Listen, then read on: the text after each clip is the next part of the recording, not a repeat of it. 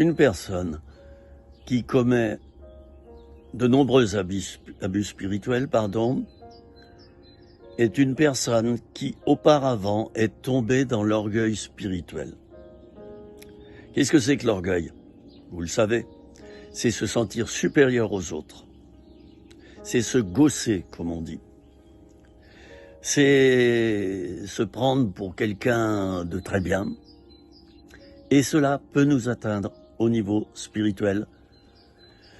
Cela peut nous atteindre, nous les chrétiens, et nous les responsables spirituels. L'orgueil. C'est par orgueil que Lucifer est devenu Satan. Il a voulu prendre la place de Dieu. L'orgueil est très dangereux, parce que plus on s'enorgueillit, plus on convoite une position supérieure. En quelque sorte, on est quelqu'un qui est dans des vêtements étroits et qui, n'est-ce pas, gonfle comme le bonhomme Michelin. Et à force de gonfler, il va éclater et il va tomber. Que celui qui est debout prenne garde de tomber. Lucifer, premier adjoint de Dieu, ça lui a pas suffi d'être le premier adjoint de Dieu. Ça lui a pas suffi. Il a convoité une position plus haute. Il a voulu prendre la place de Dieu le Père lui-même. Prendre sa place. Ça lui suffisait pas, la place de premier adjoint. Il s'est dit, mais je connais presque tout de Dieu maintenant. Bon, bah allez, il y en a marre de Dieu le Père. Là, il nous met dans des limites, il nous laisse un petit terrain, là. Moi, je voudrais plus grand. Je voudrais m'emparer de son pouvoir et développer plus loin ce pouvoir.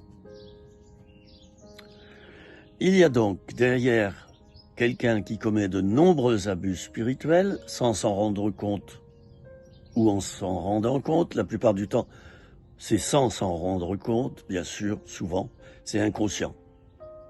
Il y a donc derrière quelqu'un qui commet des nombreux abus spirituels, un orgueil démesuré. Moi.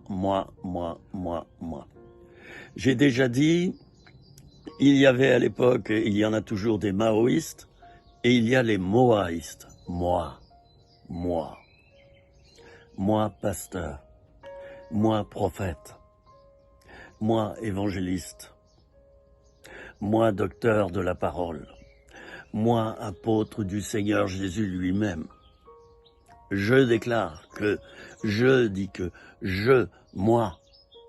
Vous voyez la différence entre le vrai serviteur de Dieu qui est humble dans sa nature, petit, il reste petit, et celui qui commet de nombreux abus spirituels, il se sent grand,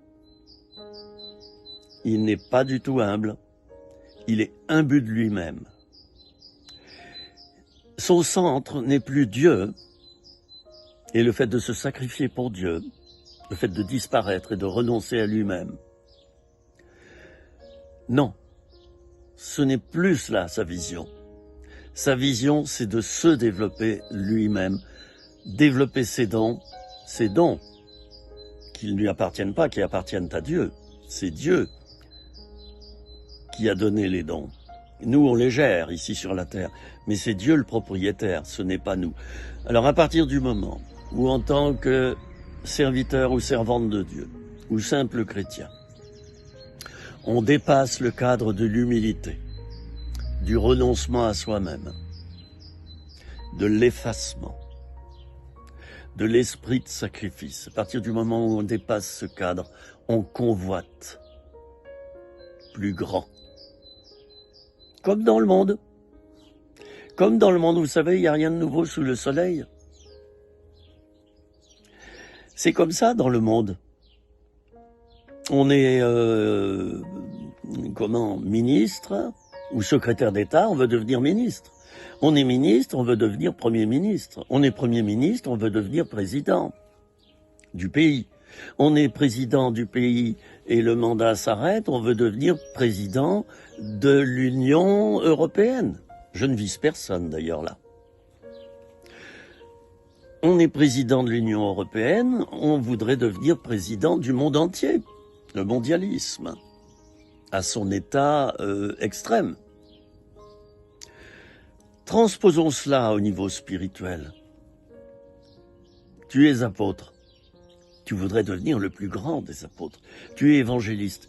Tu voudrais des milliers de conversions et ça ne te suffit pas. Tu voudrais des stades entiers. Être un vrai Billy Graham. Oui, mais Billy Graham, lui, chers amis, il était humble. Il est resté humble jusqu'à sa mort. Il ne s'est rien attribué. Il ne s'est jamais vanté.